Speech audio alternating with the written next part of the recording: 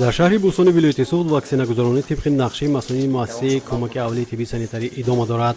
2 моҳ пеш бо зиёда аз 300 воя ваксини AstraZeneca ҳамин миқдор кормандони соҳаи тиб аз ваксинатсия гузашта имрӯз баҳри таъмини солимии аҳолӣ корбариро ҷоннок намуданд.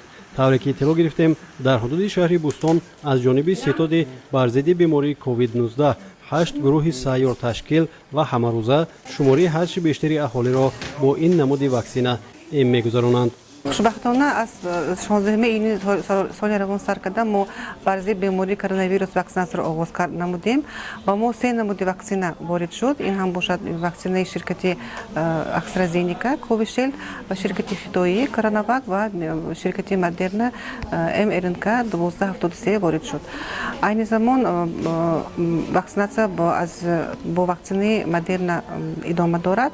Гуфтан лозим аст ки ҳамаи он ваксинаҳое ки ба мо ворид мешавад ҳам аз дорои сертификати сифат, яъне сертификате ки барои иҷозатнома дода шудааст аз тарафи вазорати тандурустӣ ва ташкилоти умумиҷони тандурустӣ дору мебошад ва барои гузарондани иммунизатсия ба мо иҷозатнома дорад ҳамаи он ваксинаҳо. Ва айни замон мо гуфтанамо лозим аст ки қариб 100% мо коргаргарони тиббие ки дар шаҳри Бӯстон фаъолият мекунанд, мо иммунизатсияро гузарондем ва ҷамъ бошадагар мо 4700 нафар мо аз баъзи бемории коронавирус аҳолии худамонро иммунизатсия кардем. бо мақсади пешгирӣ аз паҳншавии бемории сироятии COVID-19 аз ҷониби маъмурияти бозори ҷамъияти дорои маҳсулоташ маҳдуди суғдиён низ тадбирҳои зарурӣ андешида шуда ҳафтае як маротиба корҳои профилактикии безараргардонӣ гузаронида мешавад.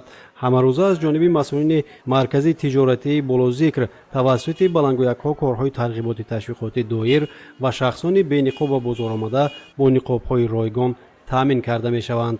то имрӯз ҳамаи кормандони бозор ва як қисми соҳибкорону фурӯшандагон ба марказҳои саломатии ҷои истиқоматашон ҳозир шуда ваксина қабул ва иммунизатсия давом дорад.